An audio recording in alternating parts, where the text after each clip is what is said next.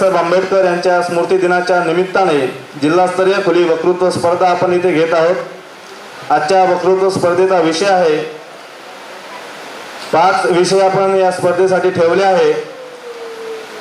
विषय number 1 SC ST OBC आरक्षण आणि वंचित बहुजन आघाडीची भूमिका। विषय नंबर 2 SC ST आरक्षणातील नॉन क्रिमिलियरचे संभाव्य धोके।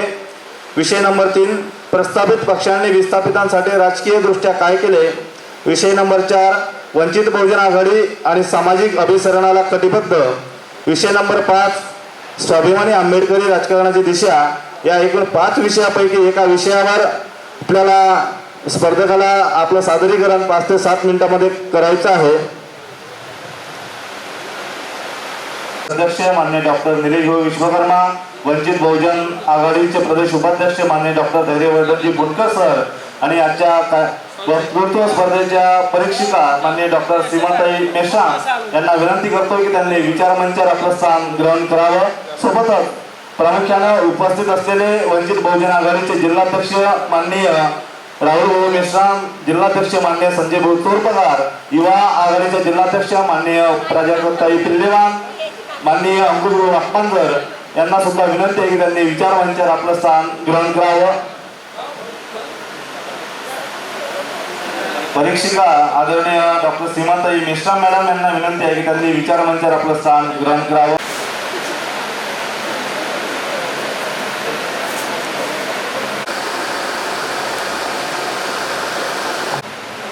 डॉक्टर धैर्यवर्धनजी बुनकर सर आणि आदरणीय डॉक्टर निलेश भाऊ विश्वकर्मा यांचा सत्कार होळी समाज एकता परिषद महाराष्ट्र राज्याच्या वतीने होत आहे। सर्वांनी टाळ्यांच्या गजरामध्ये बहुधा स्वागताचा सत्कार करावा।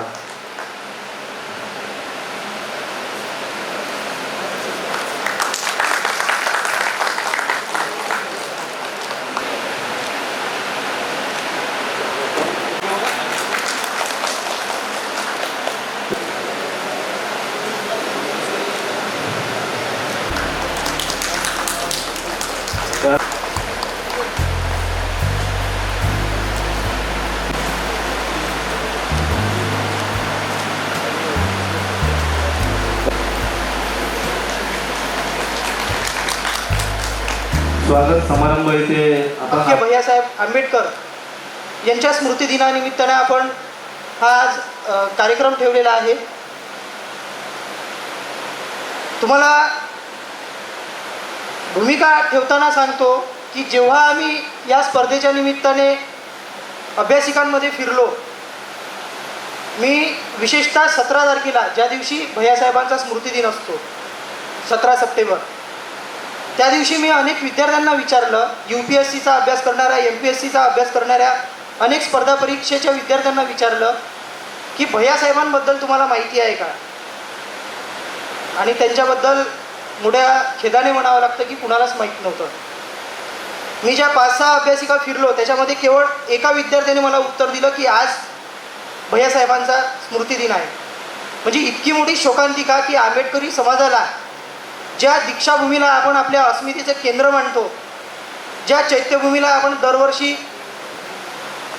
आपली आदरांजली वाहायला जातो, ती दीक्षाभूमी, ती चैत्यभूमी ज्यांच्या जीवावर उरा खांद्यावर उभी झाली, त्या माणसाचं आपल्याला नाव माहीत असू नये, त्या माणसाचा आपल्याला स्मृतिदिन आणि जन्मदिन माहीत असू नये, त्याच्यापेक्षा मोठी कोणती शोकांतिका असू शकते। अनेकदा आपण पाहतो की आंबेडकरी घराण्यावर गलिच्छ भाषेत, अत्यंत नीच भाषेत आक्षेप आणि ताशेरे ओढले जातात।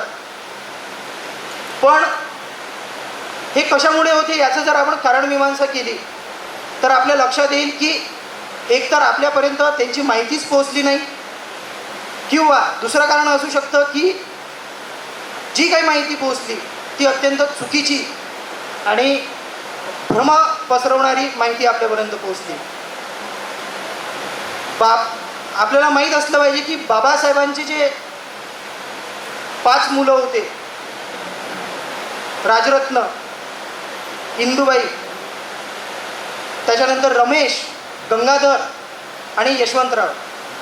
यशवंतराव हे पहिले मुलगे, पहिलं अपत्य बाबासाहेबांचं, आणि बाकीचे 4 जे त्यांचे अपत्य होते ते दगावलेली आहेत हे आपल्याला माहीत आहे इतिहासामध्ये। पण भैयासाहेबांना इथल्या व्यवस्थेनं 10वीच्या वरसुद्धा पास होऊ दिलं नाही. म्हणजे त्याच्यानंतरची जर तुम्ही पूर्ण भैयासाहेबांची राजकीय, सामाजिक आणि धार्मिक चळवळ पाहिली तर आपल्या लक्षात येईल की अतिशय वाखाणण्याजोगं का म्हणजे बाबासाहेबांचा मुलगा गृहीत न धरता स्वतंत्र जर त्यांचं आपण कार्य पाहिलं तर त्यांचं कार्य आपल्याला एक स्वतंत्र व्यक्तिमत्व लगाटणाऱ्या ताऱ्यासारखं दिसते. पण ती दखल घेतल्या गेली नाही.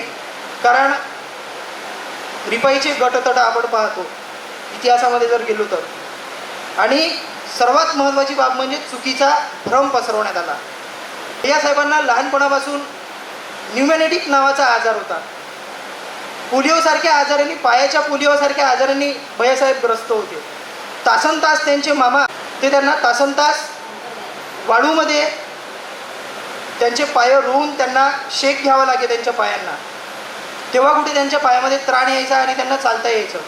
अशा अवस्थेमध्ये सुद्धा भैयासाहेबांनी नागपूरपासून तर मुंबईपर्यंत निधी गोळा करत गेल्याचं आपल्याला दिसते आणि चैत्यभूमी, दीक्षाभूमी उभी केल्याचं दिसते. पण हे असं का होत असावं हे आपल्याला का माहीत नाही.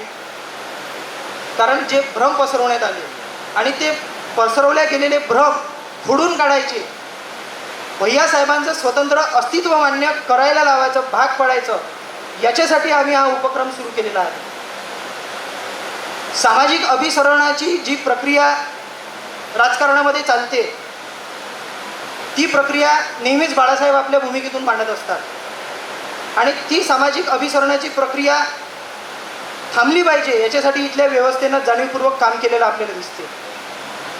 आणि आपण पाहतो की मग त्यांना राजगृह विकत घ्यावा लागला त्याची गोष्ट असेल. म्हणजे 3,60,000 रुपये त्या काळात राजगृहाची किंमत जेव्हा ठरवल्या गेली तेव्हा 1,80,000 हे भैयासाहेबांना द्यायचे होते आणि 1,80,000 हे माईसाहेबांना, शारदा कबीरांना द्यायचे होते. पण त्यावेळेस आपण पाहतो की 1,30,000ची 1.5 लाखांची सोय भैयासाहेबांनी करून घेतली. पण 30,000चं लोनसुद्धा त्यांना पीपल्स एज्युकेशन सोसायटीने कधी दिलं नाही. म्हणजे हा इतका छळ का झाला आणि तो छळ झाला तर आपल्याला माहीत आहे का, तो माहीत व्हावा, किमान समाजाला आंबेडकर घराणं कळावं या भूमिकेतून हा कार्यक्रम आम्ही आयोजित केलेला आहे. मागच्या वर्षीसुद्धा आम्ही औरंगाबादचे प्राध्यापक भारत शिरसाट सर आहेत, त्यांच्या व्याख्यानाचा कार्यक्रम आम्ही आयोजित केला होता आणि हा आमचा दुसरा प्रयत्न आहे. सातत्यानं हा प्रयत्न आम्ही आमच्या परीने करण्याचा प्रयत्न करत आहोत आणि हीच आमची भूमिका आहे. याच भूमिकेतून आम्ही हा कार्यक्रम आयोजित केलेला आहे.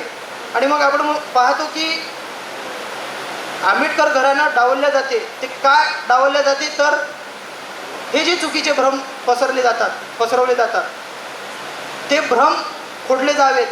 आपण पाहतो की प्रकाश आंबेडकरांची लिडरशिप इथं मान्य होत नाही. का मान्य होत नाही? प्रकाश आंबेडकर वेडे आहेत का?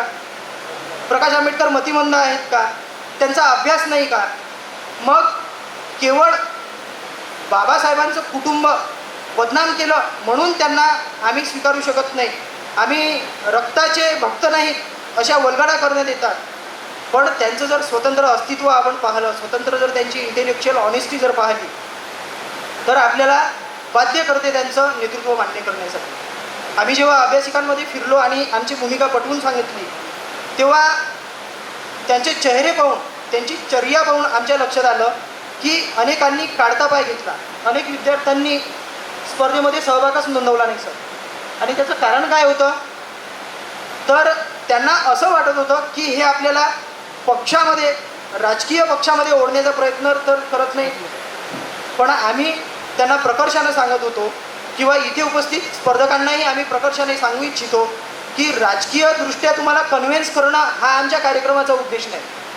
आमचा उद्देश आहे किमान आंबेडकरी कुटुंबाबद्दल जे भ्रम पसरवले गेले ते सत्य तुमच्यापर्यंत पोहोचलं पाहिजे. आणि मग आपण पाहतो की संत म्हणून गेले की सत्य असत्याची म्हण केले ग्वाही, मानिवेले नाही बहुमता. ते सत्य आणि असत्य तुम्हाला कळलं पाहिजे, ते सत्य तुमच्यापर्यंत पोहोचलं पाहिजे आणि मग तुम्ही तुमच्या सत्सद विवेक बुद्धीने निर्णय घ्यायला सक्षम होता की आम्ही कोणाचं नेतृत्व मान्य केलं पाहिजे, समाजाने कुठल्या दिशेनं गेलं पाहिजे, याच भूमिकेतून हा आमचा कार्यक्रम आहे. आणि जसं शरद पाटील आपल्याला माहीत असेल, कॉम्रेड शरद पाटील ज्यांना प्राच्य पंडित म्हटले जाते, ते नेहमी आपल्या लिखाणातून मांडणी करायचे की इथला प्रस्थापित वर्ग विस्थापितांमध्ये अंतर्गत द्वंद्व माजवत असतो आणि त्या अंतर्गत द्वंद्वाच्या माध्यमातून प्रस्थापित वर्ग आपल्या राजकारणाची, धार्मिकतेची आणि सामाजिक कार्याची कोडी शेकत असतो.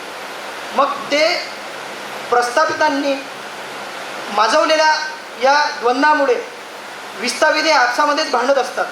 आपण पाहतो की आंबेडकरी समुदायाचे जितके गटतट नाहीत तितके आपल्याला, जितके गटतट आहेत तितके आपल्याला कुठल्याच समुदायाचे दिसत नाही. आणि हे गटतट का होतात, तर याला ही व्यवस्था आणि आपलं अज्ञानसुद्धा तितकंच कारणीभूत आहे, ना की कुठला एक नेता. याच भूमिकेतून आम्ही हा कार्यक्रम आयोजित केलेला आहे आणि याच भूमिकेतून आम्ही अनेक कार्यक्रम आयोजित करत राहू. मी माझी भूमिका आणि प्रास्ताविकतेस थांबवतो आणि संचालनासाठी माईक सागर भाऊ यांच्याकडे सोपवतो. गौतम बुद्ध, विश्वरत्न डॉक्टर बाबासाहेब आंबेडकर,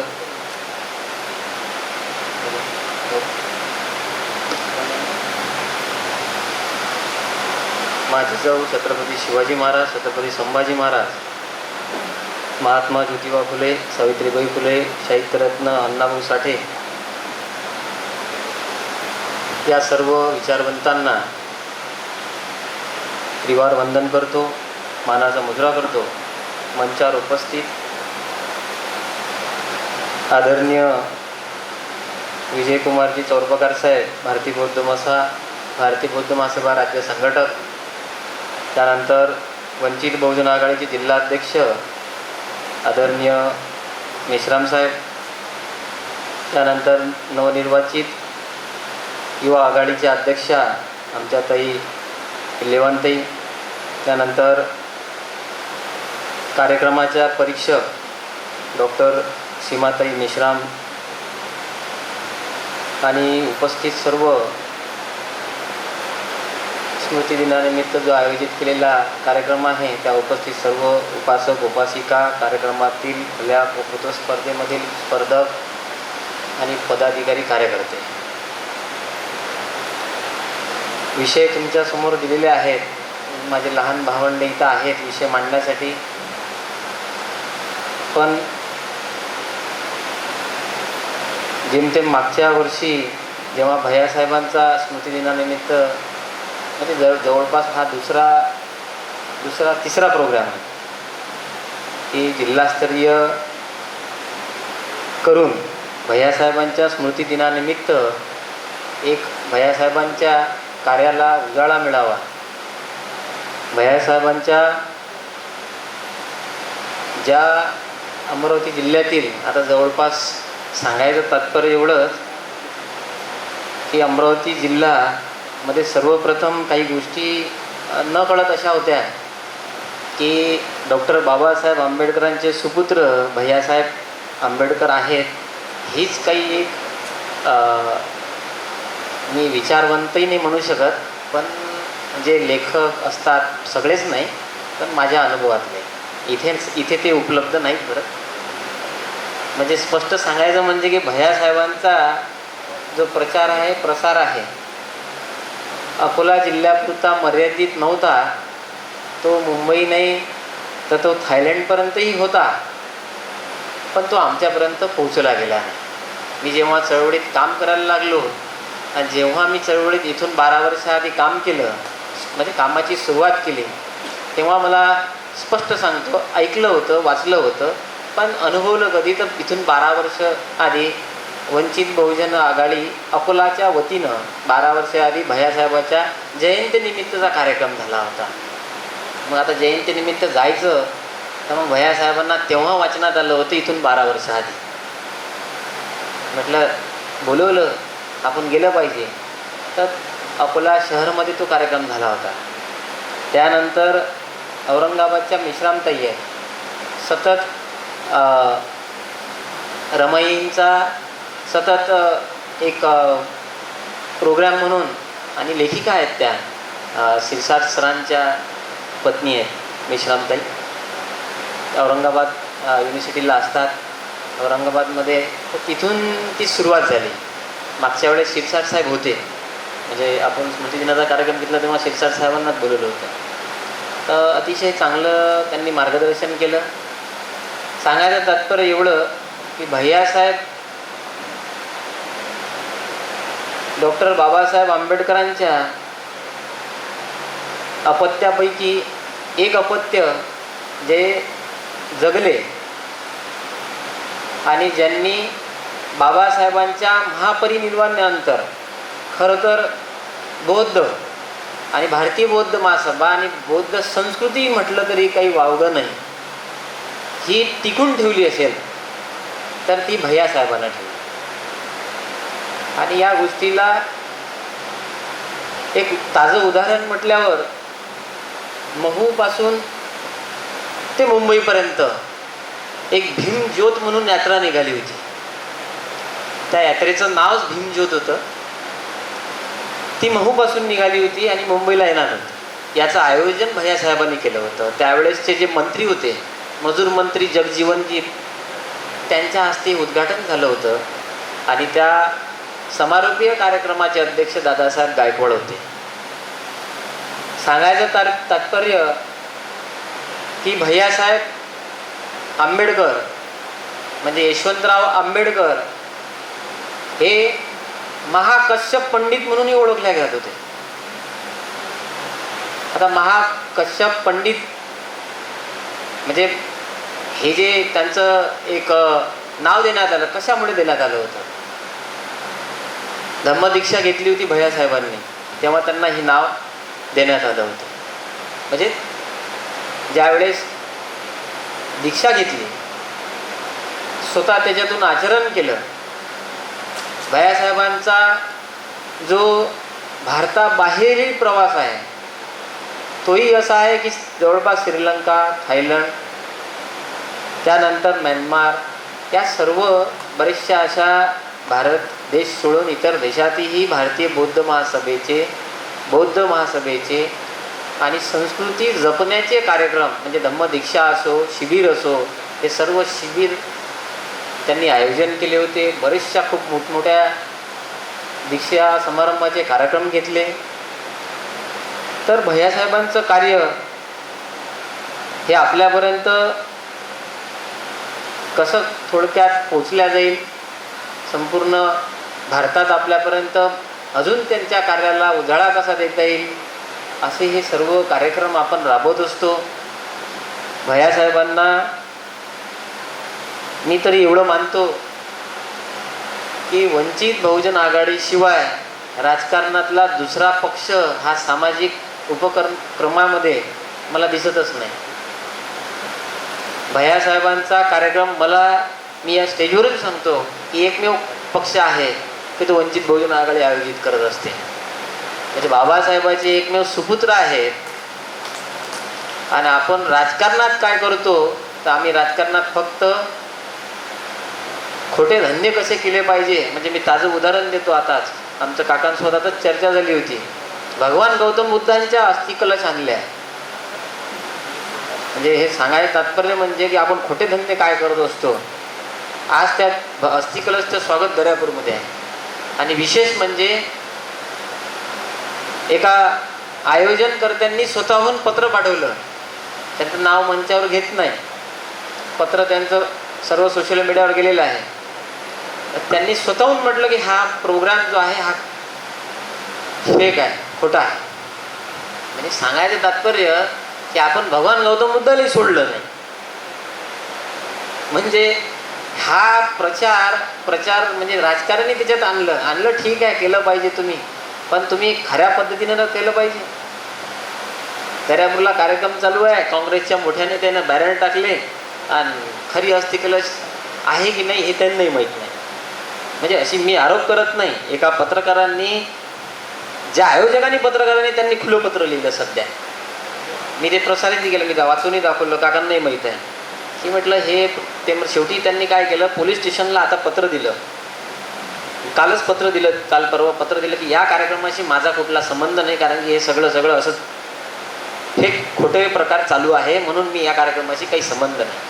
म्हणून म्हणतो की काही लोक असे आहेत, जशी पेड न्यूज असते तसे काही लोक असे आहेत की ते पेड मॅन म्हणून तयार झालेले आहेत. आणि त्या पेड मॅनचा शोध घेणं आणि त्यांना समोर आणणं आपलं आज सर्वात महत्त्वाचं काम आहे. कारण की अशा खोट्या विचारवंत नाही म्हणू शकत मी, पण खोट्या अपप्रचार किंवा खोटे कार्यक्रम फक्त तात्पुरत्या राजकारणासाठी करणाऱ्या लोकांना थोडंसं हलकंसं बाजूला येऊन आपल्याला लोकांना एक्सपोज करावं लागेल. कारण की त्यांना एक्सपोज जर केलं नाही, त्यांना समोर जर आणलं नाही, तर आम्ही तर त्या पिढीतून निघून गेलो. पण हे जे जिल्हास्तरीय वक्तृत्व स्पर्धेला आलेले विद्यार्थी आहेत यांचं नुकसान नाही झालं पाहिजे. कारण की हे त्या खोट्या अपप्रचारात बळी ठरतील. आपण आज सुज्ञ आहोत, समजूतदार आहोत, काही गोष्टीचा विरोध करू शकतो. आणि त्या गोष्टीचा विरोध करत असताना मी तुम्हाला एक आजचंच उदाहरण दिलं की त्यामध्ये खरं काय खोटं काय हे त्यांनाही माहीत नाही. रॅली ही मुंबईवरून निघाली, पण त्यात खरं काय खोटं काय हे माहीत नाही. तर त्यांनी त्या पद्धतीनं सिद्धही केलं पाहिजे. मी जास्त त्याच्याला उजळा देऊ शकत नाही. फक्त एवढंच म्हणणं आहे की भैयासाहेबांचा स्मृतिदिन असो, जयंती असो, उपक्रम राबवणारी एकमेव राजकीय पक्ष आणि एकमेव राजकीय पक्षातून भारतीय बौद्ध महासभा असो, राजकीय पक्षातून वंचित बहुजन आघाडी असो, हेच फक्त कार्यक्रम संपूर्ण महाराष्ट्रात लावत आहेत. म्हणजे खरा विचार बाबासाहेबांचा आणि बाबासाहेबांच्या वारसाचा, विचाराचा वारसाचा हा खरा विचार वंचित बहुजन आघाडी, भारतीय बौद्ध महासभा ही लोकांपर्यंत पोहोचवत आहे हे सिद्ध होते. त्यामुळे सर्वांनी गांभीर्याने या गोष्टीकडे लक्ष दिलं पाहिजे. मी काल परवाला दर्यापूरलाही कार्यक्रम होता. भारतीय बौद्ध महासभेच्या वतीनं भैयासाहेबांच्या स्मृतिदिनानिमित्त संवाद मेळावा ठेवला होता. त्या संवाद मेळाव्यात बरेचसे 3 असे मुद्दे होते. त्यांनी की म्हणजे संपूर्ण इतिहास सांगायचा असा मुद्दा होता. पण त्यात एक मुद्दा मी काकांसमोर, बिजू काका चौरपगार आहेतच इथं, त्यांच्यासमोरच एक मुद्दा तिथेही छेडला होता की भीम अनुयायी याची आजची परिस्थिती काय आणि भीम अनुयायाची, आंबेडकर चळवळीमधली भीम अनुयायाची दशा आणि दिशा आणि भैयासाहेबांचं कार्य, असं सर्व एकूण तरी तो 3 विषयाचा एकच त्यांनी विषय केला होता. पण मी त्यांना भीम अनुयायाबद्दल सांगितलं होतं. आज आपल्यात आंबेडकर चळवळीतले धगधगते आणि उजळते हे सगळे जिल्हा वक्तृत्व स्पर्धेला हजर राहणारे माझे छोटे भावंड आहेत. आज यांच्या तोंडून आपल्याला जेव्हा इतिहास आपल्यापर्यंत पोचेल तर असं समजायचं की आपण येणारी पिढी ही कुठंतरी घडवायला निघालो आणि ते योग्यरित्यानं घडवायला निघालो. एवढ्यातच आपलं समाधान नसून त्यांना ज्या ज्या पद्धतीनं मार्गदर्शन करता येईल, जसं मेश्राम मॅडम आहेत, चौरपगार साहेब आहेत, मेश्राम साहेब आहेत, पिल्लेवानताई आहेत, आम्ही आहे, सगळेजण आम्ही तुमच्यासाठी तयारच आहोत. भैयासाहेबांना मी पुनश्च स्मृती दिनानिमित्त अभिवादन करतो आणि माझे 2 शब्द संपवतो. जय भीम, जय.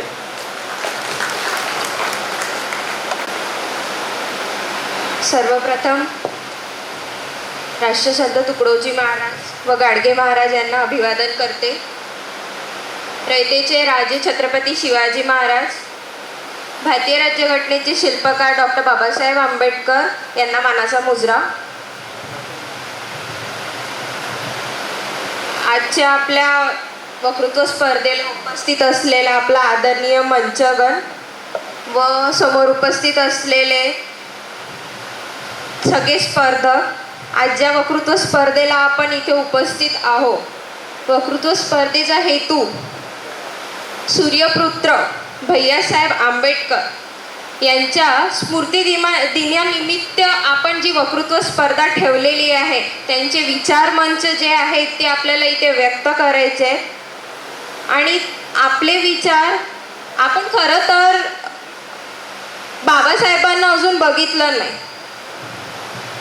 पण आपण त्यांचं बद्दल ऐकलं आहे, साहित्यात आपण त्यांचे विचार वाचले आहेत आणि तोच वारसा, तोच विचार, तेच सगळे त्यांचा अभ्यासक्रम हे भैयासाहेबांनी त्यांचा पुढे नेलेला आहे. त्यांचा वारसांचा, विचारांचा जो वारसा आहे तो पुढे नेलेला आहे.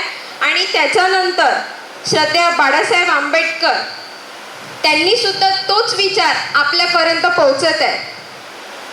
सर्व राजकीय पक्षातले जे नेते आहेत ते आपलं वंचित बहुजन आघाडीचा हेतू हाच आहे की जाती, धर्म आणि राजकारण याच्या व्यतिरिक्त जे राजकारण आपण जर करत असणार तर सदैव बाळासाहेब यांचाच आवाज जो बुलंद आहे तोच आपण बुलंद आवाज पुढे न्यायचा आहे. आणि जास्त काही न बोलता आपण आज स्पर्धकांना ऐकू, एवढंच मी बोलते आणि इथेच थांबते. जय हिंद, जय महाराष्ट्र, जय भीम, जय शिवराय. जगाला शांतीचा संदेश देणारे तथागत गौतम बुद्ध, भारतरत्न विश्वरत्न डॉक्टर बाबासाहेब आंबेडकर, महात्मा फुले, आई रमाई भीमाई, महात्मा ज्योतिबा फुले, सगळ्या महामानवांना सर्वप्रथम मी अभिवादन करतो. आज सूर्यपुत्र भैयासाहेब आंबेडकर यांच्या स्मृती दिनानिमित्त जिल्हास्तरीय खुली वक्तृत्व स्पर्धेचा कार्यक्रम आहे. त्यासाठी आपल्याला लाभलेले विजयकुमारजी चोरपगार साहेब, प्रदेश संघटक भारतीय बौद्ध महासंघ, अंकुशजी वाघबाजार, जिल्हा अध्यक्ष युवा आघाडी, महासचिव सिद्धार्थ भोजने साहेब, डॉक्टर सीमाताई मेश्राम, प्राजक्ताताई पिल्लेवाण, अध्यक्षा युवा आघाडी महिला, तसेच उपाध्यक्ष बाबूलालजी धाकडे साहेब, ह्या सगळ्यांच्या उपस्थितीत आज कार्यक्रम आपला आयोजित केलेला आहे. आयोजकांचं मी सर्वप्रथम खूप अभिनंदन करतो. प्रस्तावनामध्ये रोशनजींनी सांगितल्याप्रमाणे खरोखरच एक खंत आहे. खंत अशी आहे की आपल्या पिढीतल्या किंवा आपल्या समाजातील लोकांना बाबासाहेबांचं पण इतिहासाबद्दल मला वाटतं पुरेपूर माहिती नसेल, तथागतांबद्दल पण माहिती नसेल, भैयासाहेबांबद्दल तर विषय फार दूर राहतो. पण आता वंचित बहुजन आघाडीमार्फत जे भैयासाहेबांच्या विषयी प्रोग्राम घेणे सुरू झाले आहेत, एक 2-3 वर्षापासून मला वाटतं हे कार्यक्रम सुरू आहेत, त्या माध्यमातून आपण भैयासाहेबांची माहिती आपल्या समाजापर्यंत पुरवण्याचं खूप मोठं काम करतो आहे असं मला वाटतं. अशा ह्या वक्तृत्व स्पर्धेमध्ये मुलांना भैयासाहेबांच्या जीवनशैलीबद्दल अभ्यास करावा लागेल. त्या अभ्यासामधून त्यांना त्यांची माहिती मिळेल. मला असं वाटतं की भैयासाहेब आमदार होते हे पण शायद इथे उपस्थित किती लोकांना माहीत आहे? बघा, मोजून एक 4-5 हात वरती, 6 हात वरती झाले. म्हणजे ही आपली चोरपगार साहेब, ही आपली परिस्थिती, की भैयासाहेबांबद्दलची माहिती. त्यामुळे हे असे कार्यक्रम होणं फार गरजेचं आहे. अंकुशदादांनी जे राजकारणाबद्दल वक्तव्य केलं त्याबद्दल पण मी बोलतो. राजकीय व्यक्ती आपल्या समाजातले म्हणा किंवा इतर समाजातले म्हणा, ते राजकारणात येताना राजकारण हा एक व्यवसाय समजून ते राजकारण सुरुवात करतात. मला असं वाटते त्यांनी राजकारणाला राजधर्म म्हणून स्वीकारावं. राजधर्म म्हटलं की काहीतरी गोष्टींच्या मर्यादा पण येतात आणि कुठलं कार्य करताना तुम्हाला त्या कार्याचं महत्त्व लक्षात येतं. त्यामुळे राजकारण आणि राजधर्म ह्या 2 शब्दातला फरक आपल्याला कळला पाहिजे. आज आपण इथे उपस्थित सगळे विद्यार्थी विद्यार्थिनी यांना ऐकण्यासाठी उपस्थित झालेले आहोत. त्यामुळे मी माझा जास्त वेळ न घेता आपण आपली वक्तृत्व स्पर्धा सुरू करूया. धन्यवाद. जय भीम, जय भारत, जय शिवराय. छत्रपती शिवाजी महाराज आपलेच नव्हे तर या देशाचे उद्धार करते, आधुनिक भारताचे शिल्पकार, भारतीय राज्यघटनेचे शिल्पकार, या देशाला समाजकारण, राजकारण, धम्मकारण, या देशातल्या तळागाळात राहणाऱ्या माणसाला समान संधी, न्याय देण्यासाठी ज्यांनी अविरत काम केलं ते आपले सर्वांचे नेते, आदर्श, महामानव, बोधिसत्व परमपूज्य डॉक्टर बाबासाहेब आंबेडकर यांच्या विचारांना, प्रतिमांना वंदन करतो. त्याचबरोबर ज्यांच्या स्मृतिदिनानिमित्तानं आपण या ठिकाणी ही स्पर्धा आयोजित केलेली आहे, ते बाबासाहेब आंबेडकरांचे पुत्र, सूर्यपुत्र यशवंतराव उपाख्य भैयासाहेब आंबेडकर यांच्या स्मृतींना वंदन करतो. विचारपीठावर उपस्थित अमरावती जिल्हा वंचित बहुजन आघाडी पूर्वचे अध्यक्ष माननीय राहुलजी मेश्राम, महासचिव माननीय सिद्धार्थजी भोजने, युवक आघाडीचे जिल्हा अध्यक्ष अंकुशदादा वाघपांजर, पूर्वचे जिल्हाध्यक्षा प्राजक्ताताई पिल्लेवान, या वक्तृत्व स्पर्धेला परीक्षक म्हणून आता जे काम पाहणार आहेत, ज्या सामाजिक चळवळीत आघाडीवरती असतात, त्या आदरणीय प्राध्यापक डॉक्टर सीमाताई मेश्राम, उपस्थित बंधू भगिनी आणि मित्रांनो, विद्यार्थी बांधवांनो आणि मैत्रिणींनो, भैयासाहेब आंबेडकरांचा स्मृतिदिन 17 सप्टेंबर आहे. 17 सप्टेंबर 1977ला भैयासाहेब आंबेडकरांचं निधन झालं होतं. 12/12/1912 म्हणजे 12 डिसेंबर 1912ला आपले परमोच्च नेते, आपले उद्धारकर्ते आणि आपल्या सांस्कृतिक मातोश्री रमाबाई आंबेडकर यांना पहिलं पुत्ररत्न झालं, ते म्हणजे यशवंतराव आंबेडकर. 12 डिसेंबर 1912ला. तुम्हाला माहीत आहे की भैयासाहेबानंतरची जी अपत्य झाली ती अधिक काळ जगली नाहीत, ती दगावली, औषधोपचाराशिवाय दगावली. अनेक अडचणींना मात करून रमाबाईंनी हा संसाराचा गाडा ओढला. त्यात भैयासाहेबांना देखील व्यवस्थित उपजीविका देता आली नाही, पुरवता आली नाही, औषधोपचार पुरवता आलेले नाही. प्रास्ताविकामध्ये त्याचा तपशील आला. वेळेचं भान ठेवून मी त्याचा पुनरुच्चार करणार नाही. परंतु ज्या बाबासाहेब आंबेडकरांच्या, रमाबाई आंबेडकरांच्या त्यागामुळे या देशात यशवंतराव आंबेडकरांना काही मिळालं नाही. बाबासाहेबांचे नातू बाळासाहेब आंबेडकर, भीमराव आंबेडकर, आनंदराव आंबेडकर यांना काही मिळालं नाही. त्याच बाबासाहेब आंबेडकरांच्या त्यागामुळे या देशातल्या कोट्यावधींचे संसार उभे झालेले आहेत. ही गोष्ट आपण अधोरेखित केली पाहिजे. परिश्रम खूप घेतले बाबासाहेबांनी या समाजासाठी, म्हणून आपल्या हवेल्या, माळ्या, गाळ्या, घोड्या सगळ्या दिसतात आहेत. उद्योजक देखील निर्माण झाले. हे करत असताना आंबेडकर कुटुंबाला बाबासाहेबांना नाही देता आलं काही. तो महामानव होता आणि बोधिसत्व होता, म्हणून कुटुंबाकडे दुर्लक्ष करून देखील त्यांनी समाज हित जोपासलेला आहे. आमचे काही बुद्धिवादी सांगतात आम्ही बाबासाहेबांच्या विचारधारेनं चाललं पाहिजे, कृतज्ञ झालं पाहिजे. अरे, ज्या बाबासाहेबांनी तुम्हाला मला दिलं तेच आंबेडकर कुटुंब. या देशात एक आंबेडकर उगावला, दुसरा आंबेडकर निर्माण होणार नाही असा प्रयत्न या ठिकाणचे परंपरावादी करतात आहेत. आपण आंबेडकरवादी जागरूकपणे असा प्रयत्न केला पाहिजे की या ठिकाणचा आंबेडकर या देशाला वाचवू शकतो, म्हणून आंबेडकरच पुढे असला पाहिजे.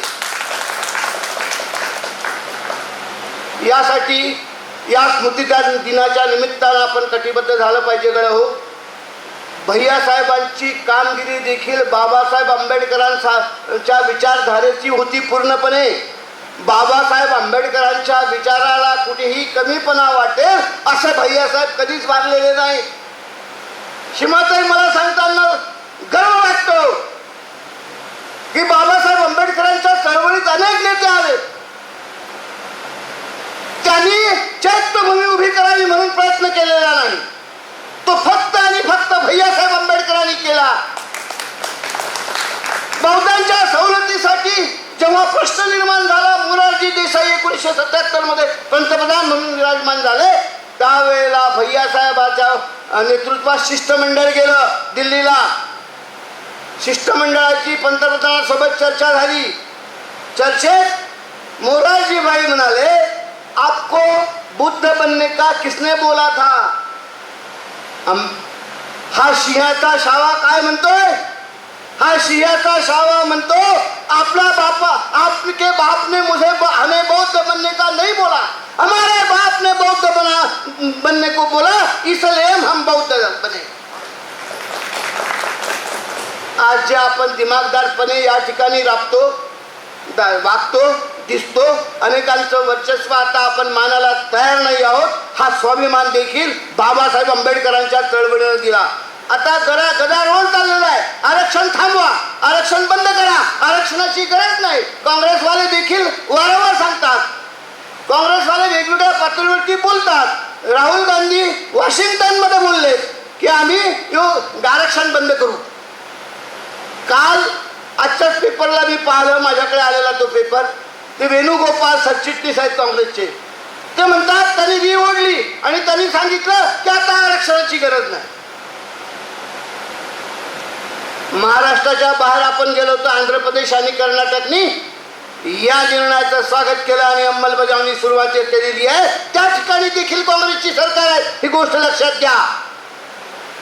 म्हणजे या देशातले बीजेपी, शिवसेना, राष्ट्रवादी आणि काँग्रेस हे सारेच्या सारे आंबेडकरी विचाराच्या विरोधातली पक्ष आहेत. ही गोष्ट तुम्ही अधोरेखित केली पाहिजे. केवळ बीजेपीचा असं म्हणून चालत नाही. बीजेपी काही आपल्या जवळचा नाही आणि काँग्रेस काही आपल्या जवळ दूरचे नाही.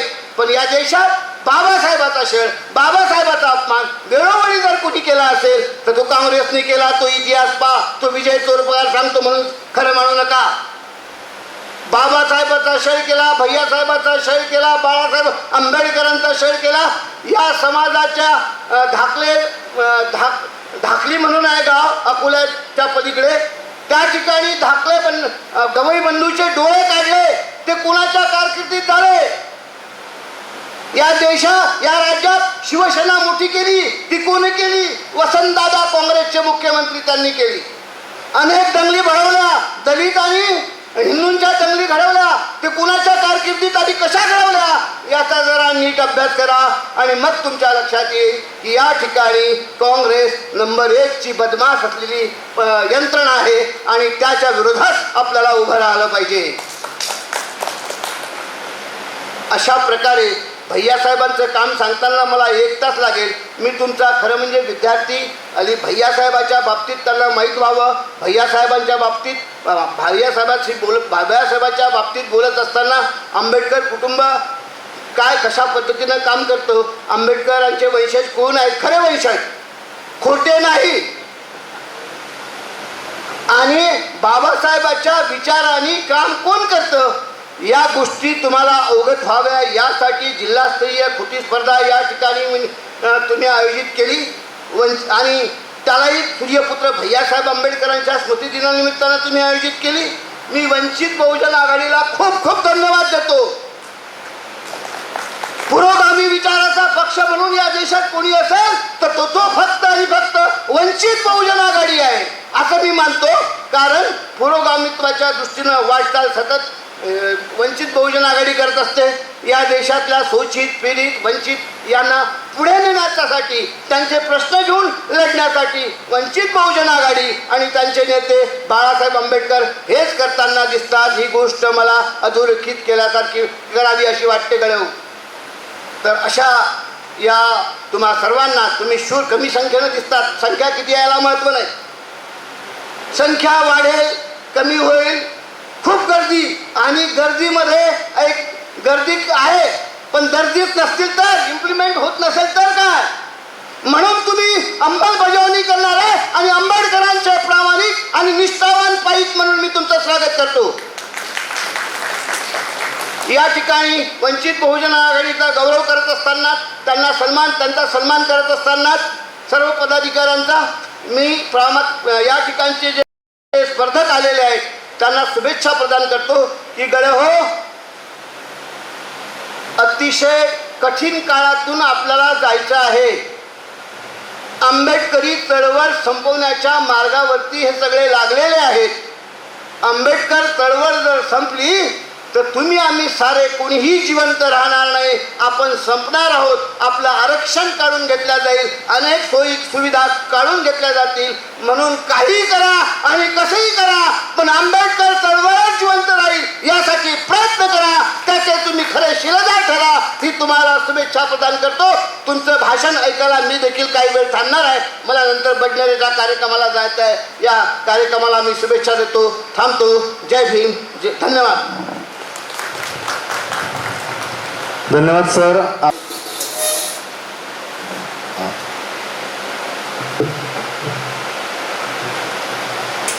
सर्व उपस्थितांना मार्गदर्शन केलं मी आपला आभार व्यक्त करतोय आणि यानंतर आपण स्पर्धेला सुरुवात करतो आहोत.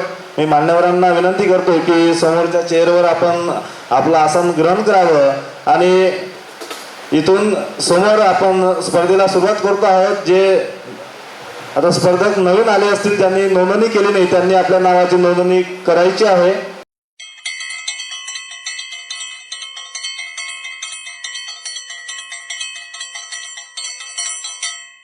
तथागत भगवान गौतम बुद्ध, विश्वरत्न विश्वभूषण परमपूज्य बोधिसत्व डॉक्टर बाबासाहेब आंबेडकर, जग बदलून घाव मध्ये सांगून गेले भीमराव हा नारा प्रत्येक बहुजनांपर्यंत बुलंद करणारे साहित्य सम्राट अण्णाभाऊ साठे व माझा वेळ मी वाया न घालवता जेवढे संपूर्ण ज्या ज्या महापुरुषांनी अखंड भारताची निर्मिती केली त्या सर्व महापुरुषांना मी आदरांना विनंती करतो, आदरपूर्वक विनंती करतो.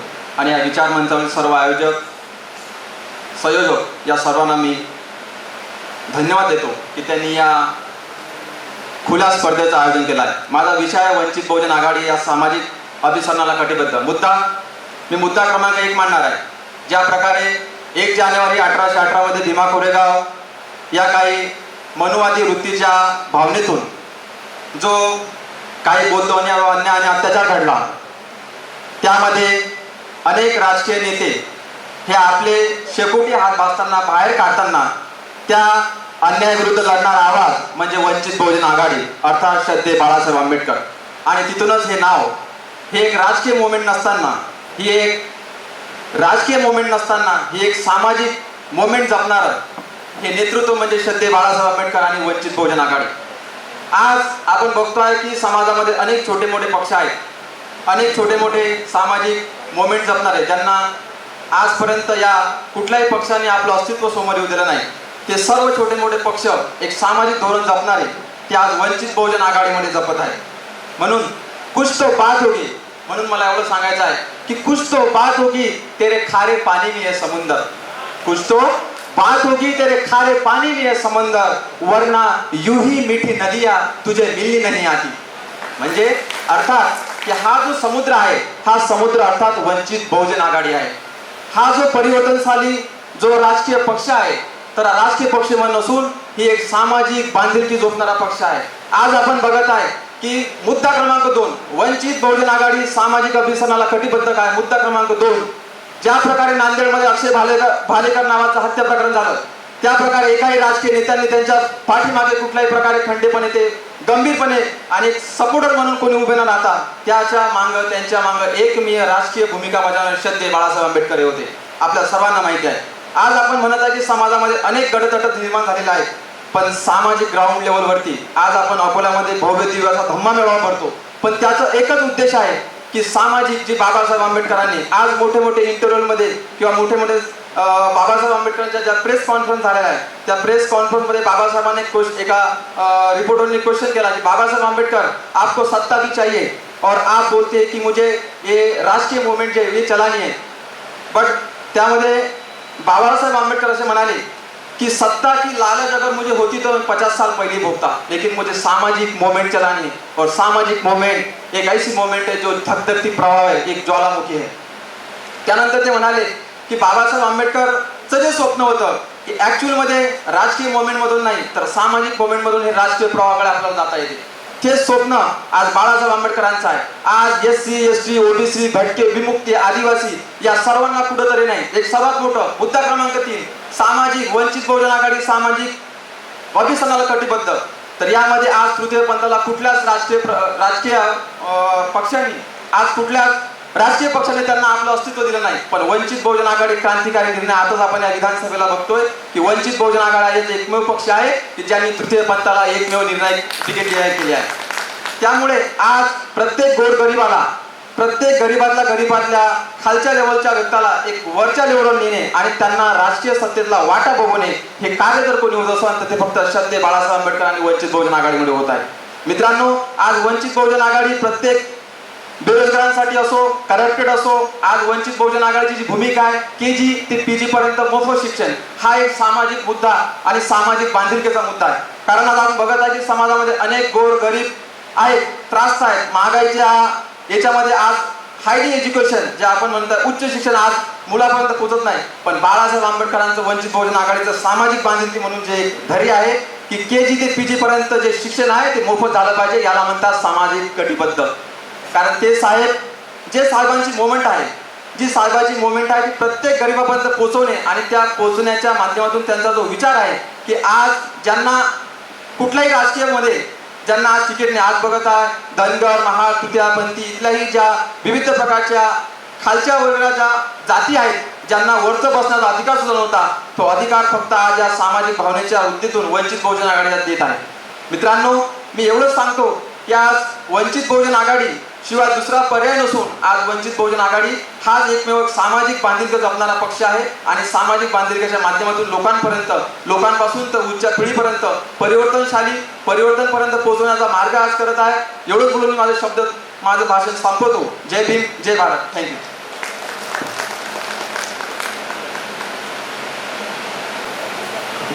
सर्वप्रथम सर्वांना क्रांतिकारी जय भीम. मित्रांनो, आज मी इथे वक्तृत्व स्पर्धेचा स्पर्धक म्हणून तर उभा आहे, परंतु काही लोक म्हणतात की भैयासाहेब आंबेडकरांचे फार कमी कार्यक्रम होतात. आजच्या दिवशी मला 3 कार्यक्रमाचं निमंत्रण आलेलं होतं. नागपूरमध्ये दीक्षाभूमी येथे मी समता सैनिक दलाचा युनिट लीडर आहे आणि नागपूरच्या दीक्षाभूमीच्या आंदोलकाचा एक आंदोलक म्हणून या मंचावर उपस्थित आहे. मित्रांनो, नागपूरच्या दीक्षाभूमीवर आज सूर्यपुत्र भैयासाहेब आंबेडकरांच्या स्मृतिदिनानिमित्त समता सैनिक दलाचं आज शिबिर सुद्धा आयोजित केलं. एवढंच नाही तर भारतीय बौद्ध महासभेचा मी सक्रिय सभासद या नात्याने मी तिथचा सुद्धा आयोजक आहे आणि आज 156 फूट पंचशील धम्मध्वज रॅलीचं सुद्धा आज नागपूरमध्ये आयोजन केलं, तिथचा सुद्धा मी आयोजक आहे. आणि आयोजक असून सुद्धा मी इथं स्पर्धेसाठी आलो, कारण की जरी माझे कार्यकर्ते तिथं कार्य करत आहे, मी तिथं नसलो तरी माझे कार्यकर्ते सांभाळून घेतील, परंतु शब्दरूपी जे भैयासाहेब आंबेडकरांना मानवंदना देण्याची होती त्यासाठी मी इथे कालच नागपूरवरून आलेलो आहो. आणि मी प्रॉपर यवतमाळ जिल्ह्याचा आहे आणि दीक्षाभूमीचा जे आंदोलन चालू आहे त्या आंदोलकाचा मी प्रमुख आंदोलक सुद्धा आहे. मित्रांनो, माझा बोलण्याचा विषय आहे स्वाभिमानी आंबेडकरांची राजकारणी दिशा. काही लोक म्हणतात की राजकारण करणे म्हणजे आपल्यासारख्याचं काम नाही, राजकारण हे वाईट आहे असं सांगतात. पण लक्षात ठेवा, बाबासाहेब आंबेडकरांचं वाक्य होतं की जर तू तुझ्या भिंतीवर लिहून ठेव की उद्याचे शासनकर्ती जमात तुला बनायचं, शासनकर्ती जमात बनायचं आहे ना, तर राजकारण करावं लागेल. आणि काही लोक म्हणतात की सध्या बाळासाहेब आंबेडकर जातीवादीचं राजकारण करतात. त्यांना मी असं सांगतो या मंचावरून की सध्या बाळासाहेब आंबेडकर धर्म, जाती, पंथ, भाषा सर्व समाजांना एक करून राजकारण करतात. आणि राजकारण ज्यावेळेस बाबासाहेब म्हणतात शासनकर्ती जमात करा, अरे शासनकर्ते जर शासनात जायचं असेल तर राजकारणाशिवाय तर पर्याय नाही, एवढं सुद्धा ह्या आपल्या लोकांना समजत नाही. आणि काही लोक अशी निळी टोपी घालून येते आणि म्हणते डॉक्टर बाबासाहेब आंबेडकर की जय म्हणतात, आणि काही लोक सुद्धा आपले मतभेद पेटतात अशी टोपी घालतात, गळ्यात टॉवेल घालतात आणि डॉक्टर बाबासाहेब आंबेडकर की जय म्हणून 50 तुकडे पाडले. परंतु बाबासाहेबांच्या RPIचे बाबासाहेब भारतीय बौद्ध महासभा आपल्याला समाजकारण करण्यासाठी भारतीय बौद्ध महासभा आणि समता सैनिक दलाची जे स्थापना आहे ते बाबासाहेब आंबेडकरांनी केली. द्वितीय अध्यक्ष भारतीय बौद्ध महासभेचे राष्ट्रीय द्वितीय अध्यक्ष सुद्धा सूर्यपुत्र भैयासाहेब आंबेडकर होते. आज कोणी सांगितलं मी तुम्हाला सांगत आहे. भैयासाहेब आंबेडकर दीक्षाभूमी जी भैयासाहेब आंबेडकरांचं ज्यावेळेस अध्यक्षपद देण्याची वेळ त्यावेळेस नागपूरच्या लोकांनी विरोध केला होता आणि आज ती दीक्षाभूमी स्मारक समिती नावाच्या एका समितीकडे आहे. दीक्षाभूमीची कशी पडझड झाली माझ्या YouTube चॅनलवर पाहून घ्या, मी पूर्ण व्हिडिओ टाकलेला आहे. कशी पडझड झाली, कशी दीक्षाभूमीची दुर्व्यवस्था केलेली आहे. गड्डे बुजवण्यासाठी माझी टीम आणि मी दिवस रात्र कार्यरत होतो. गड्डे जरी बुजले तरी प्रश्न मिटला नाही. दरवर्षी BJPचे कार्यकर्ते येतात दीक्षाभूमीच्या मंचावर. यावर्षी मी आणि माझ्या टीम आणि भारतीय बौद्ध महासभेच्या संपूर्ण कार्यकर्त्यांनी मिळून एक निर्णय घेतलेला आहे की यावर्षी मंचावर भीमराव यशवंतराव आंबेडकर साहेब येणार आहे. त्यांना कॉलवर माझं बोलणं झालेलं आहे आणि लेखी निवेदन येणाऱ्या 2 दिवसांनी दीक्षाभूमीवरून देणार आहोत. आणि श्रद्धेय बाळासाहेब आंबेडकर म्हणून काही दीक्षाभूमीचे अध्यक्ष भिक्षुक अनंत नागार्जुन सुरेश ससाई म्हणतात की राजकारणी जर मला चालत नाही तर मी त्यांना सांगतो की भारतीय बौद्ध महासभेचे राष्ट्रीय सल्लागार म्हणून आम्ही प्रकाश आंबेडकर साहेबांना सुद्धा निमंत्रित करू आणि मानसन्मानाने जर उद्या कोणी जर आडवा जाईल, उद्या जर BJPचा एक जरी जर दीक्षाभूमीवर आडवा जाईल, म्हणजे जे कोणी जाईल वरत चढण्यात तर त्याला आडवा जाणारा मी पहिला की यावेळेस बीजेपीचा एकही चढू देणार नाही. हा माझा या निर्णयावर मी तुम्हाला तुमच्या एवढ्या सर्वांच्या समक्ष ग्वाहीमध्ये आणि ठोकरित्या बोलत आहे. आणि राजकारण वाईट नाही, राजकारण चांगलं आहे, परंतु करणारे लोक योग्य पाहिजे. आणि काही काँग्रेस हा एक पक्ष एकमेव असा आहे की सांगतो की संविधान बदलवते. त्यांना माझा प्रश्न असा आहे की तुमच्या काळात संविधानात बदल झाला की नाही, मला फक्त एवढं सांगा. त्यांच्या काळात सुद्धा संविधानात बदल झालेले आहे, मग तुम्ही काय मग आता संविधान बदलते म्हणून मत मागता? असं मी काँग्रेसला खुला प्रश्न करतो.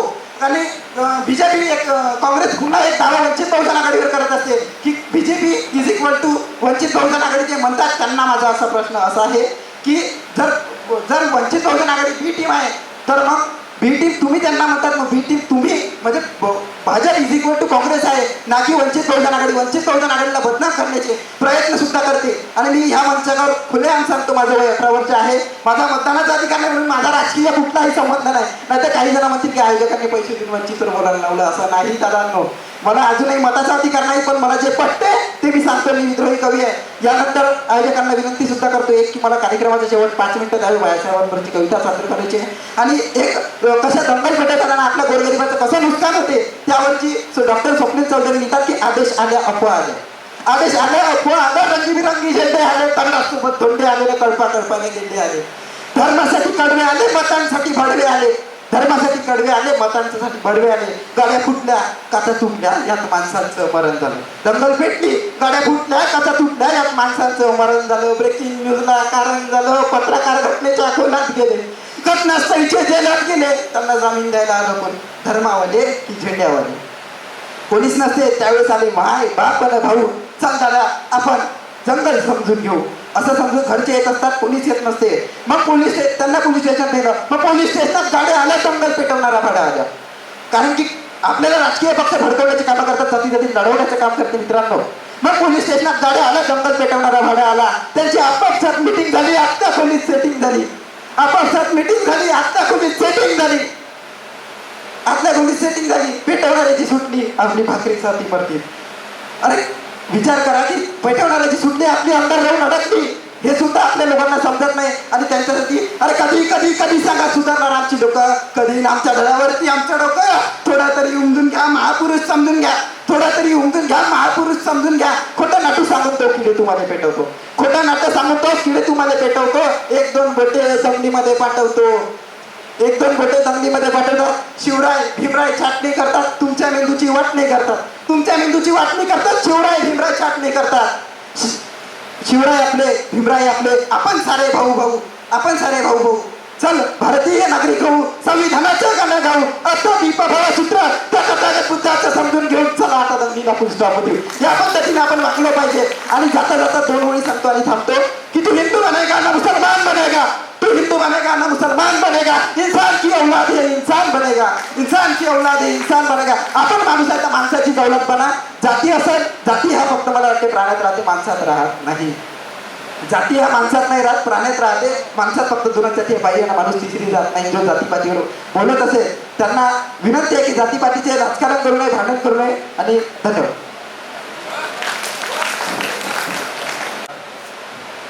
वंचितों के विधाता, हम सबके मुक्तिदाता, नारी उद्धारक, समाज सुधारक, इतिहास के बाती, हम सबके साथी, कानून के जानकार, संविधान निर्माता, भविष्य और वर्तमान की आवाज, मैं विशाल भटकर डॉक्टर बाबा साहब अम्बेडकर को कोटि कोटि प्रणाम करता हूँ.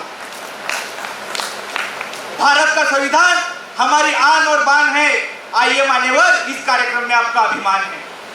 आज इस प्रतियोगिता आयोजन करने वाली कमेटी वंचित बहुजन आघाड़ी व युवा आघाड़ी अमरावती जिला, आज के कार्यक्रम के अध्यक्ष आदरणीय श्री डॉक्टर धैर्यवंतजी पुडारकर सर, वंचित बहुजन आघाड़ी उपाध्यक्ष महाराष्ट्र व उद्घाटक डॉक्टर नीलेश विश्वकर्मा सर, वंचित बहुजन युवा आघाड़ी प्रदेश अध्यक्ष. इस प्रतियोगिता का आयोजन करके आपने ग्रामीण क्षेत्रों के युवाओं को आगे बढ़ने का मौका दिया है महोदय. इस प्रतियोगिता से आगे सामाजिक स्तर की जो सुविधा है, क्षेत्रों में सरकारियों में कोई आईपीएस बनेगा, कोई कलेक्टर बनेगा, कोई अच्छा नेता बनेगा, इसका जो आप इस समूह को आप आगे ले जाने की जो मंशा है आपकी बहुत बेहतरीन है. इसलिए मैं आपका सभी का शुक्रगुजार करता हूँ. माननीय सुप्रीम कोर्ट ने 1 अगस्त 2024 को निर्णय दिया है। क्या निर्णय दिया है ये आपको सभी को मालूम है, ये बताने की कोई बात नहीं है, क्योंकि 1 अगस्त 2024 को अनुसूचित जाति और जनजातियों में ऐतिहासिक फैसला देते हुए कहा कि हम उसमें आरक्षण लाना चाहते हैं, क्रिमिनल लाना चाहते हैं। हमारे ग्रामीण भागों के बच्चों को, ये युवाओं को ये मालूम नहीं क्रिमिनल क्या है। ये सिर्फ हमारे समाज के कानून की जानकारी रखने वाले लोगों को मालूम है, अध्ययन करने वाले लोगों को मालूम है। सबसे पहले हमें क्रिमिनल क्या होता है ये मालूम करने की जरूरत है, क्योंकि ग्रामीण क्षेत्रों के लड़कों को अभी तक ये पता नहीं। जब 1 अगस्त 2024 को सुप्रीम कोर्ट का ऐतिहासिक फैसला आया तो विभिन्न राज्यों में, जैसे महाराष्ट्र में बाला साहब उर्फ प्रकाश अंबेडकर ने अलग अलग जगह से रैलियों का प्रदर्शन करता हुए सरकार को निशाना बनाया, इसका विरोध जताया।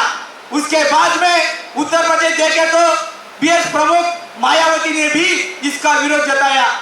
ईएसपी पार्टी के राष्ट्रीय अध्यक्ष चंद्रशेखर आजाद ने भी इसका विरोध जताते हुए सरकार का विरोध किया है। हमें सबसे पहले क्रिमिनल क्या है ये जानना होगा। भारत में क्रिमिनल, नॉन क्रिमिनल क्या है? ओबीसी अपेक्षाकृत समृद्ध शिक्षित लोगों को सूचित करता है। इस आरक्षण में उन्हें सरकारी नौकरियां, शैक्षिक संस्थाओं का लाभ नहीं मिलता। इस आरक्षण में वास्तविक वंचित लोगों के लिए क्रिमिनल में प्रावधान है। क्रिमिनल में इसके मुताबिक जिसकी आय 8 लाख से अधिक वार्षिक परिवारों को इसका हिस्सा माना जाता है। उसके बाद में हम डॉक्टर, इंजीनियर, वकील और इनके पेशावरों के बच्चों को इसका हिस्सा मान सकते हैं। भूमि कृषि के परिवारों को इसका हिस्सा है। ये अनुसूचित जनजाति और जाति इसका आरक्षण का लाभ उठाते हैं। वर्तमान में क्रिमिनल अनुसूचित जाति व अनुसूचित जनजाति में इसका प्रावधान नहीं है। आर्टिकल 14 अनुच्छेद कहता है अगर भारतीय संविधान में क्रिमिनल का कोई प्रावधान नहीं है। इस मुद्दे से कोई भी व्यक्ति ऐसा करता है तो उस पर देशद्रोह का मुकदमा चलाना चाहिए, क्योंकि आपको मालूम होना चाहिए, सभी यहाँ पर उपस्थित माननीय सदस्यगण, अध्यक्ष, जो हमारी मंत्री परिषद है, जो उसका पंत प्रधान उसकी अध्यक्षा करता है, उनका संशोधन करने का हक है, पर क्रिमिनल लागू करने का हक नहीं है। राजनीतिक दलों ने अपनी आड़ में, अदालत की आड़ में जो एक ऐसा भयानक फैसला उपवर्गन का दिया है कि उपवर्गन करके अनुमति दी है। मैं ये 6 न्यायाधीशों की एक बड़ी गलती का शिकार आप सभी भारतवासी हुई है, क्योंकि सुप्रीम कोर्ट भी मालूम है कि ये संविधान का उल्लंघन करता है। आर्टिकल 14 क्या करता है? भारत में किसी भी राज्य क्षेत्र का व्यक्ति संरक्षण से, विधि के समक्ष संरक्षण से वंचित नहीं रखा जाएगा।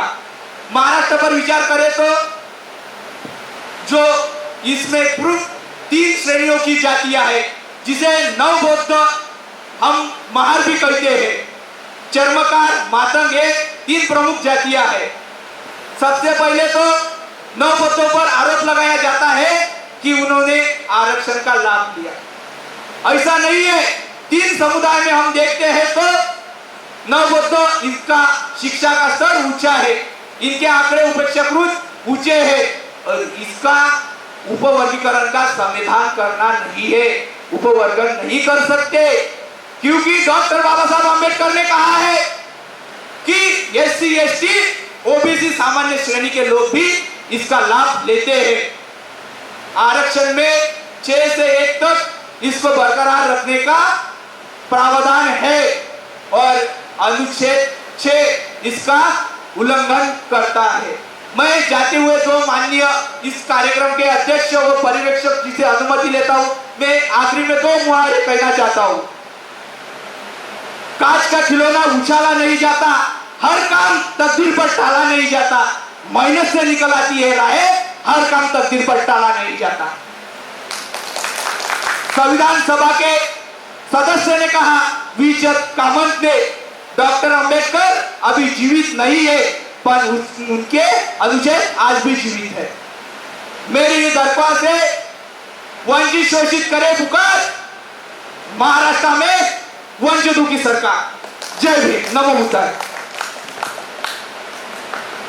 हजारो वर्षापासून आमचा बहुजन समाज गुलामगिरीच्या गर्दीत बुडालेला होता. आता कुठं तर भारताचं संविधान झालं आणि आमची पहिली पिढी शिकायला लागली तर यांच्या पोटात दुखायला लागलं. आता कुठं तर आमची पहिली पिढी थोडी आर्थिक संपन्न करायला लागली तर यांना त्याच्यात क्रीम दिसायला लागली.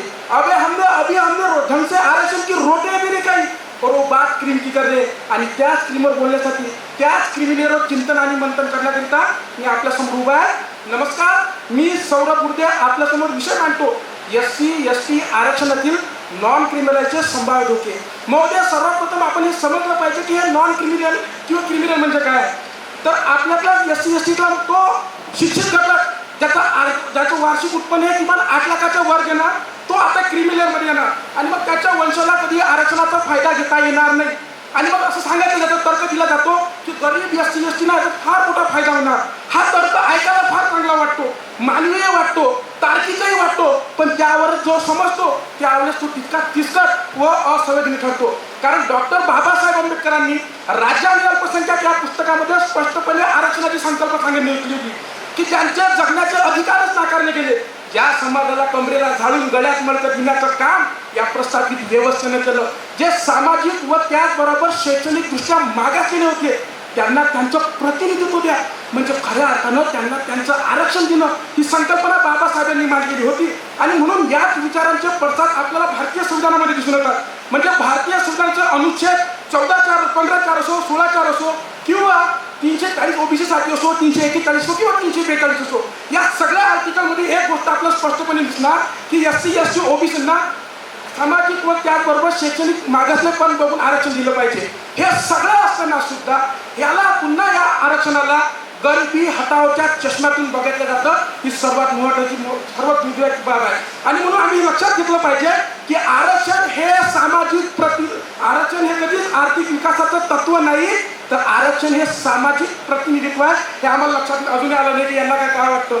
एवढंच नाही तर आरक्षण यासाठी कधी दिलं गेलं नाही की एकलव्यामध्ये कोणतं सामर्थ्य नाही आहे म्हणून. आरक्षण हे सातत्याने यासाठी दिलं जातं कारण द्रोणाचार्य आजही जागोजागी अंगुठे कापणारे हात म्हणून हे आम्ही लक्षात घेतलं पाहिजे.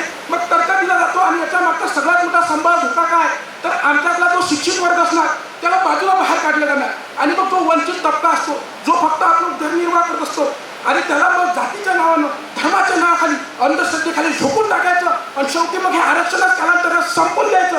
हे आता याचा फक्त सर्वात मोठा धोका आहे. म्हणजे जो समाजातला शिक्षित वर्ग असतो तो समाजाला सातत्याने दिशा दाखवत असतो, तो खऱ्या अर्थानं समाजाचा आरसा असतो, तो समाजाची मशाल असतो. हे असलं असताना इतकंच नाही तर तो पे बॅक टू सोसायटी या विचारांचा तो खरा शिलेदार असतो. तो समाजाला सांगत असतो की तुमच्यासाठी क्रिमिनल योग्य आहे का नाही आहे. तो समाजाला सांगत असतो की वर्गीकरण झालं पाहिजे का नाही झालं पाहिजे.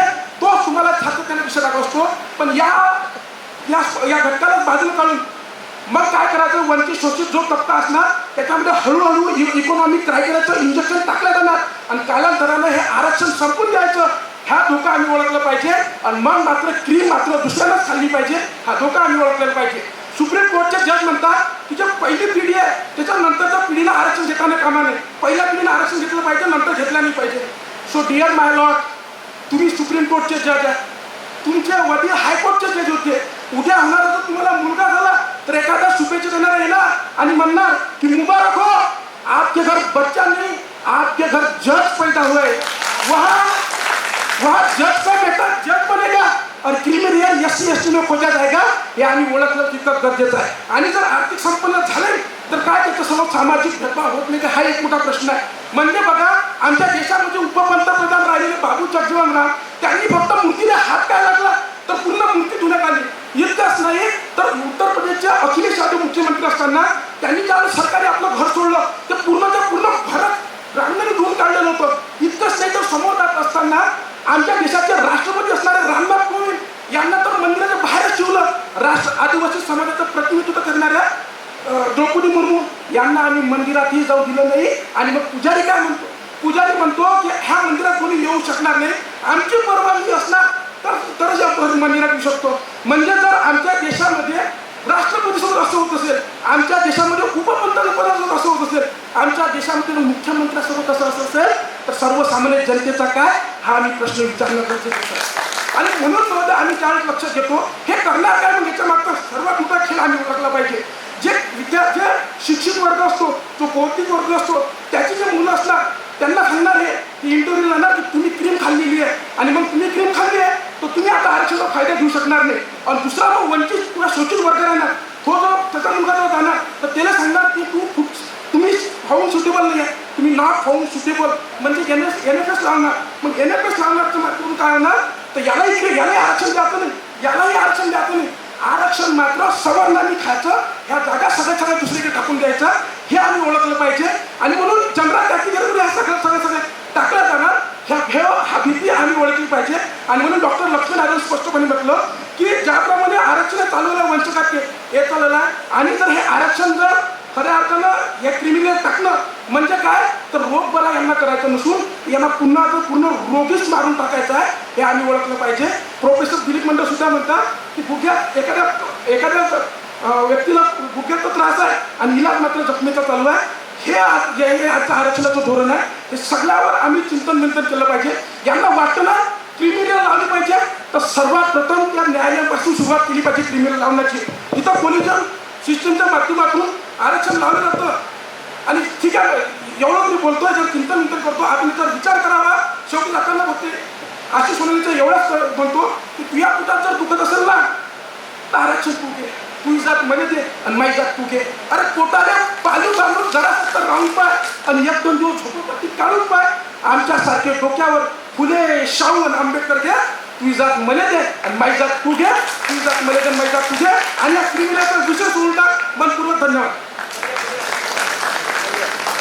दिशा श्रद्धेय बाळासाहेब आंबेडकर हे जे आपल्या वंचित बहुजन आघाडीचे अध्यक्ष आहेत, ते खरंच स्वाभिमानी आहे की नाही, त्यांच्याबद्दल खूप निष्ठा आहे लोकांना. आणि ते असे भाकरी नाही आहे. आजकाल तरी आपण राजकारण भाकरं राजकारण आहे. या पक्षात आज आहे, उद्या त्या पक्षात जाते. काऊन जाते? काऊन त्याला कुत्र्यासारखे लोक भाकरी लागतात. जिथं त्याने जास्त भाकर मिळाली तिथं तो चालला जाते. मग काय होते, या पक्षातलं त्या पक्षात, त्या पक्षातलं या पक्षात. मग कोण म्हणते हा या गेला इकडून, तो गेला तिकडून. मग कोण म्हणते हा बनला मुख्यमंत्री, मग तो गेला त्याच्या पक्षात. काय अर्थ अशा राजकारण? भाकरं राजकारण आहे. आमचे जे श्रद्धेय बाळासाहेब आंबेडकर हे निष्ठावान स्वाभिमान नेतृत्व आहे त्यांचं, ते कोणीच दडवू शकत नाही त्यांना, कोणीच हारू शकत नाही त्यांना. आणि जर आपण त्यांना साथ दिली तर ते नक्कीच आपली चळवळ पुढे चालून आपल्या समाजाचं रक्षण करतील आणि आपण डॉक्टर बाबासाहेब आंबेडकरांचं रक्त होऊ. आणि हे आपली रक्ताची जी तळमळ आहे ते पर्यंत आकाशात जाऊ जाईल आणि आकाश उंचावल्याशिवाय राहणार नाही. मला या भाकऱ्या राजकारणाबद्दल एक कविता करायची आहे. एक कुटुंब आहे, एक कुटुंब आहे आणि त्या कुटुंबात 5 सदस्य आहेत आणि त्या कुटुंबातील कुटुंब प्रमुख आजोबा आपल्या दुःखाची कहाणी सांगतात. आपल्या कुटुंबातील लोकांनी जे मतं दिली ते त्यांचं मत कसं वाया गेलं, आजपर्यंत ते मत कसं वाया गेलं ते आपल्या दुःखातून व्यक्त करतात. एक चेहरा पडलेलं कुटुंब मला भेटलं, एक चेहरा पडलेलं कुटुंब मला भेटलं. खात्या पित्या घरचं पण दुःखातच मला वाटलं, खात्या पित्या घरचं पण दुःखातच मला वाटलं. मी जवळ जाऊन विचारलं का हो काय झालं, मी जवळ जाऊन विचारलं का हो काय झालं. तिन्ही सांगलीला बसले कुणी गेलंय का, तिन्ही सांगलीला बसले कुणी गेलंय का. कुटुंब प्रमुख आजोबा उठले, कुटुंब प्रमुख आजोबा उठले. सोडत मोठा उतासा, डोळे तांबडे लाल, बहुतेक रडले होते ढसाढसा, बहुतेक रडले होते ढसाढसा. सांगत सुटले आजोबा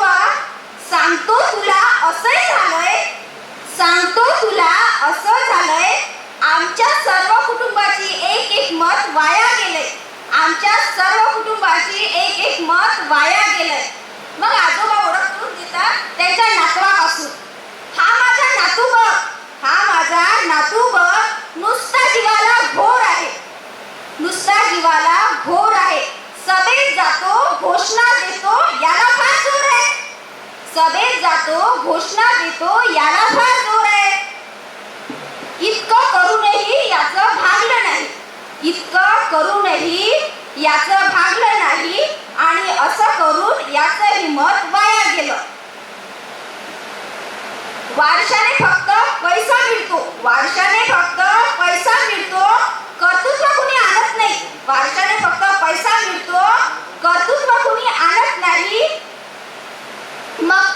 मग ती गर्दी, ते घोषणा, ते वाक्य यांचं पुढे काय झालं? असं करता करता यांचंही मत वाया गेलं. त्यानंतर आजोबा सांगतात त्यांच्या दुसऱ्या नातवांची कहाणी. हा माझा नातू बघ, याची आणि याच्या नेत्याची सेम टू सेम लाईफ आहे. याची आणि याच्या नातवाची सेम टू सेम लाईफ आहे.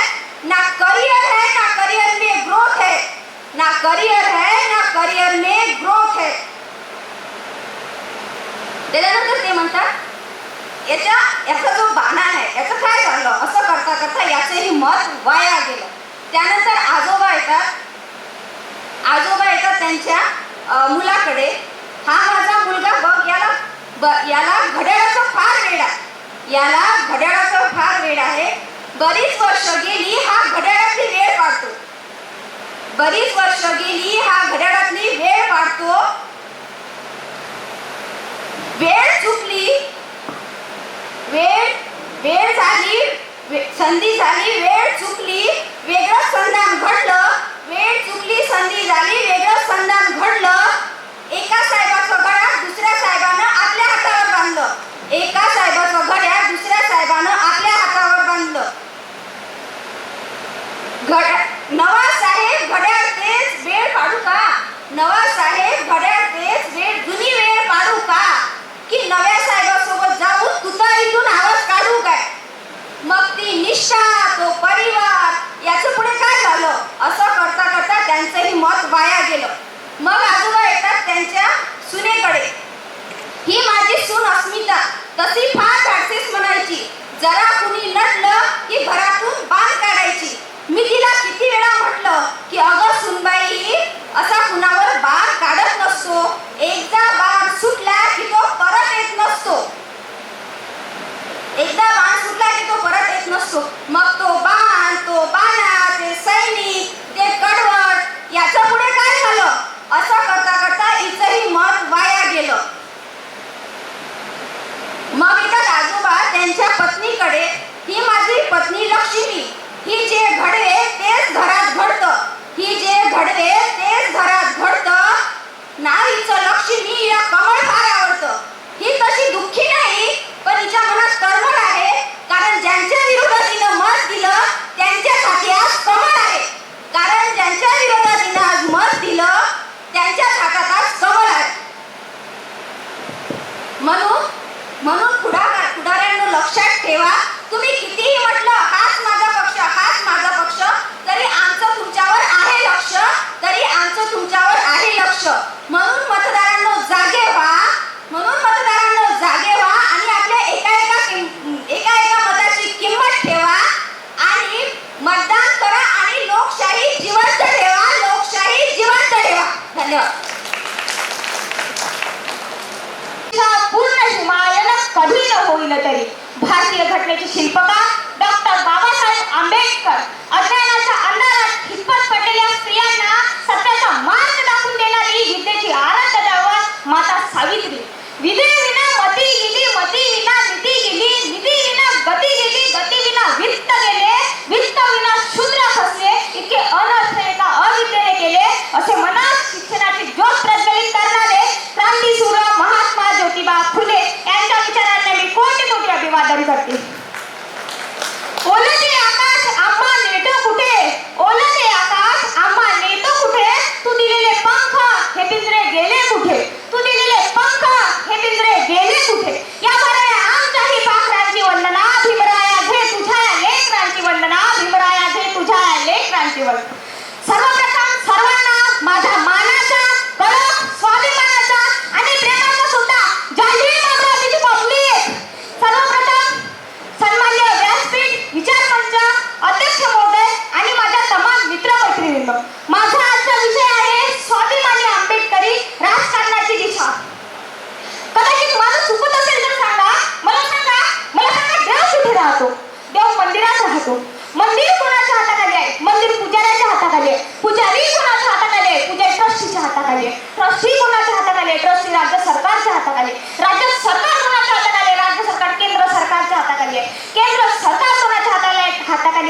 सका संसदेच्या हाताखाली, संसद कोणाच्या हाताखाली, संसद राष्ट्रपतीच्या हाताखाली, राष्ट्रपती कोणाच्या हाताखाली आहे, राष्ट्रपती संविधानाच्या हाताखाली आहे. आणि मलाच नाही तर अख्ख्या जगाला दिसतंय त्या मूर्तीला जरा नीट निरखून बघा. बघा संविधान कोणाच्या हातात आहे, भारतरत्न डॉक्टर बाबासाहेब आंबेडकरांच्या हातात आहे. डॉक्टर बाबासाहेब आंबेडकर म्हणजे धर्म मार्तंडाचा आणि वर्णवर्चस्वाचा कोटडा फोडून त्याची आतडी बाहेर काढणारे. डॉक्टर बाबासाहेब आंबेडकर म्हणजे स्वाभिमानाने धगधगता ज्वालामुखी होते. डॉक्टर बाबासाहेब आंबेडकर म्हणाले की माझ्या विरुद्धकांनी मला दाबण्याचा लाख प्रयत्न केला, त्यांनी मला दाबण्याचा, मला छेडण्याचा लाख प्रयत्न केला, पण ते हे विसरले की मी एका विजेप्रमाणे आहे. मला जितक्या तुम्ही आत दाबा तितकाच विशाल वृक्ष बनून मी बाहेर पडू. म्हणून ज्या स्मृती तटके मी शोधले ते मी माझ्या पुढच्या पिढीला शोधू देणार नाही असे म्हणा. वाचाल तर वाचाल आणि शिका, संघटित व्हा, संघर्ष करा असा महान संदेश देणारे देशरत्न, विश्वरत्न, भारतरत्न परमपूज्य डॉक्टर बाबासाहेब आंबेडकर. मला आज आपण या ठिकाणी निवांत बसलेला आहोत. तरुण मित्रमैत्रिणींनो, आज आपण या ठिकाणी निवांत बसलेला आहोत. घरी खाऊन पिऊन सगळे सुखी आहेत, स्वतंत्र आपण बाळगू शकतो, सगळं काही आपण करू शकतो. पण लक्षात ठेवा, जी सुखाची पहाट तुम्हाला दिसत आहे ना, यामागे कितीतरी भयानक आणि काळोख्या रात्रीचा इतिहास आहे. त्याचं वर्णन जरी केलं ना तरी अंगाचा काटा उभा होतो. बाबासाहेब म्हणायचे की जी माणसं आपला इतिहास विसरतात, जी माणसं आपला भूतकाळ विसरतात, ती माणसं आपलं भविष्य लिहू शकत नाही. कारण की जी माणसं आपला भूतकाळ विसरतात ती माणसं आपल्या भविष्याची प्रामाणिक राहू शकत नाही. म्हणून आपला मूळ कुठून चाललाय, आपण कोणाची वारसदार आहोत. बाबासाहेबांनी आपल्यासाठी किती हाल अपेक्षा सहन केल्या, किती मरण यातना त्यांना भोगायला लागले, हे कधीच चित्राचं नाही मित्रांनो. बाबासाहेबांच्या मूर्तीकडे जर नीट निरखून बघितलं तर एक सायकोलॉजिकल गोष्ट मी तुम्हाला सांगते. त्यांच्या मूर्तीकडे जर नीट निरखून बघितलं तर त्यांच्या एका हाती संविधान आहे आणि दुसऱ्या हाती कुठेतरी दर्शवतात. आम्ही बऱ्याच लोकांना प्रश्न केला की बाबासाहेब नेमके हात कुठे दर्शवतात, तर काही जण म्हणाले ते पूर्वेकडे दर्शवतात, काही जण म्हणाले पश्चिमेकडे दर्शवतात, काही जण म्हणाले दिल्लीकडे दर्शवतात, काही जण म्हणाले वर दर्शवतात. पण तसं नाहीये. सायकोलॉजिकली आणि लॉजिकली जर विचार केला तर बाबासाहेब नेहमी समोरची दिशा दर्शवतात आणि समोर असते ते म्हणजे आपलं भविष्य. बाबासाहेब म्हणतात की शिका, संघटित व्हा, संघर्ष करा, आपलं भविष्य घडा, शिका. बाबासाहेबांनी म्हटलं आहे की कलम की ताकत दुनिया की हर ताकत से बड़ी होती है, इसलिए दो रोटी कम खाओ मगर अपने बच्चों को जरूर पढ़ाओ. शिक्षणाची ताकद प्रचंड आहे, हे तुम्हा आम्हाला समजून घेणं फार गरजेचं आहे. 1927 मध्ये काय झालं माहिती आहे का? 1927 मध्ये बाबासाहेब कोलंबिया विद्यापीठातील युनिव्हर्सिटीमध्ये PhDचा अभ्यास करत होते. तर तेथे एका लायब्ररीच्या भिंतीवर 2 ओळी लिहिल्या होत्या. तर त्या 2 ओळी म्हणजे अशा होत्या की पहिली ओळ अशी होती, आम आदमी पैदा होता है और मर जाता है, आणि दुसरी ओळ अशी होती की महापुरुष पैदा होता है जो कभी नहीं मरता. बाबासाहेबांनी काय केलं माहिती आहे का? की दुसरी जी ओळ होती महापुरुष पैदा होता है जो कभी नहीं मरता, बाबासाहेबांनी ती ओळ मिटून टाकली. अख्ख्या सभागृहामध्ये कळकळाट होऊ लागला की जेव्हा त्यांना समजलं की बाबासाहेबांनी ही कृती केलेली आहे. बाबासाहेबांना प्रशासनामधून लेटर देऊ लागले की तुम्ही असं का केलं, याचं स्पष्टीकरण आम्हाला उद्या 12 वाजेपर्यंत द्या, नाही तर तुमची हकालपट्टी करण्यात येईल. बाबासाहेबांनी यावर काहीही उत्तर दिलेलं नाही. दुसऱ्या दिवशी सभागृह खचाखच भरलेला होता. सर्वजण उत्साही होते की बाबासाहेब काय उत्तर देतात. बाबासाहेब उभे झाले आणि स्वाभिमानाने अभिमानाने बोलू लागले की तुमची जी पहिली जी ओळ होती, आम आदमी पैदा होता है और मर जाता है, या ओळीपासून मी 100% सहमत आहे. पण तुमची जी दुसरी जी ओळ होती, महापुरुष पैदा होता है जो कभी नहीं मरता, या ओळीपासून मी सहमत नाही. क्योंकि महापुरुष पैदा होता है जो कभी नहीं मरता, लेकिन अगर उसके विचारों को नष्ट किया जाए तो महापुरुष मर जाता है. अख्ख्या सभागृहामध्ये टाळ्यांचा खळखळाट होऊ लागला. असं स्पष्टीकरण त्यांनी आजपर्यंत ऐकलेलं नव्हतं. आणि तुम्हाला ऐकण्यात खूप फार आनंद होईल मित्रांनो. बाबासाहेबांनी जी ओळ मिटवली होती, महापुरुष पैदा होता जो कभी नाही मरता, ही ओळ खरोखर मिटवण्यात आली आणि बाबासाहेबांनी जे स्पष्टीकरण दिलं ते शर्त शेवटी त्या ठिकाणी लिहिण्यात आले.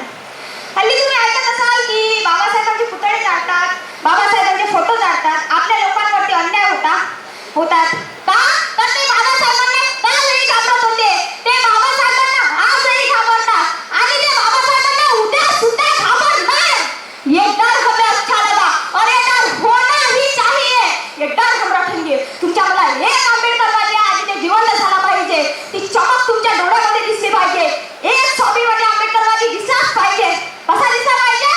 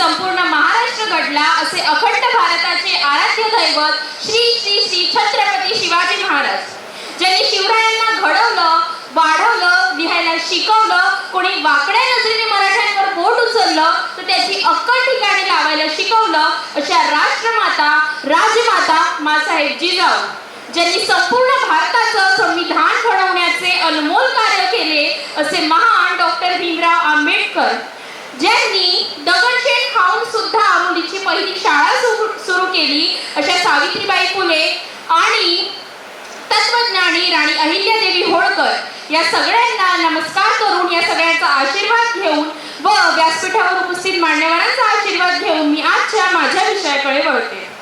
तर श्रोतांनो, माझा आजचा विषय म्हणजे SC/ST आरक्षणातील नॉन क्रिमिनलचे संभाव्य धोके. मला सांगा, SC/ST आरक्षण म्हणजे काय, नॉन क्रिमिनल म्हणजे काय? चला जरा इतिहासात जाऊया आणि बघूया काय असतं यांचा विचार. तर मित्रांनो, भारताचं संविधान 1950 मध्ये लागू झालं तेव्हाच आरक्षणाची भूमिका सुरू झाली. आरक्षणाचे तत्व असे होते की नोकरी आणि शैक्षणिक संस्थानांमध्ये थोडं आरक्षण असायला पाहिजे, ज्यामुळे ज्या सखोल जाती आहेत त्यांना आरक्षण भेटलं पाहिजे. आजची स्थिती काय आहे? आज समाजामध्ये अनेक जातींना आरक्षण दिलं जातं, बरोबर? आता जाणून घेऊया नॉन क्रिमिनल म्हणजे काय. तर मित्रांनो, नॉन क्रिमिनल, ज्याला NCL सुद्धा म्हटले जाते, हे भारतामध्ये मागासवर्गीय जाती म्हणजे OBC यांच्यासाठी लागू केले जाते. यात एक विशिष्ट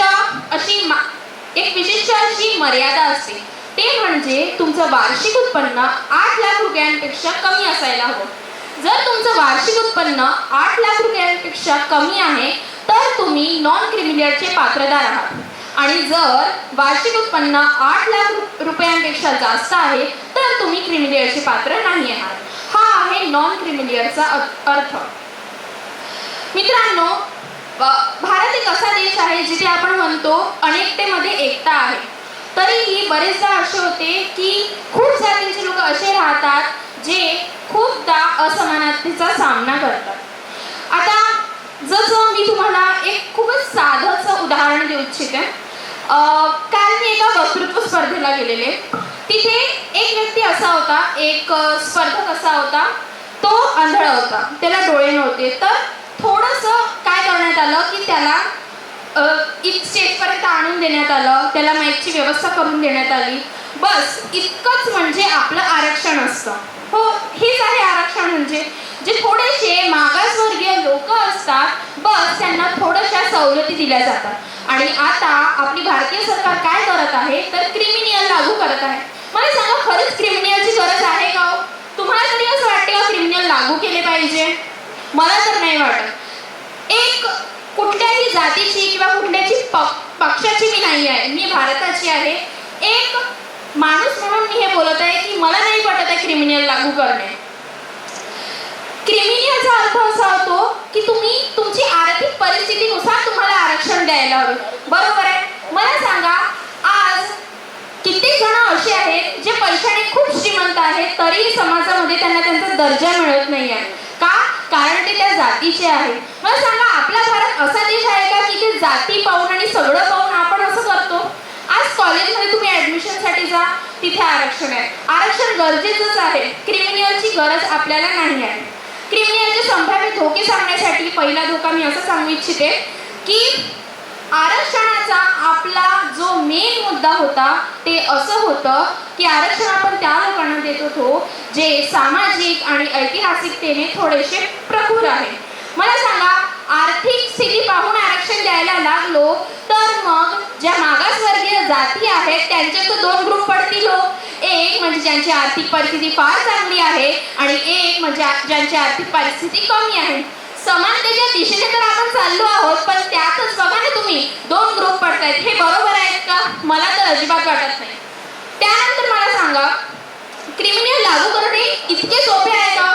आज तुम्ही जा, कुठल्याही एका सरकारी कामासाठी जा, किती वेळ लागतो तुम्हाला किती चक्रा घालाव्या लागतात? जरा विचार करा. जराही क्रिमिनलमध्ये भ्रष्टाचार झाला तर कोणीही सहजपणे आरक्षण घेऊ शकतं. आणि मला हे बोलण्यात जराही लाज वाटत नाही की आपलं आपलं देश असं आहे की जिथे खूपच म्हणजे अगदी सोप्यापणे कोणीही फेक डॉक्युमेंट्स बनवू शकतं. हे तर तुम्हीही माना. तर असंच कोणीही क्रिमिनलचं सर्टिफिकेट बनवून घेणार आणि म्हणणार द्या आम्हाला आरक्षण. खरंच हे क्रिमिनल सर्टिफिकेट इतकं गरजेचं आहे का? तुम्हाला तरी असं वाटते का? मला तर वाटत नाही. तर मित्रांनो, मला आणि सध्याची परिस्थिती सांगते मी तुम्हाला. ऑगस्ट 2024 मध्ये सुप्रीम कोर्टने असं सांगितलेलं की SC ST साठी ह्या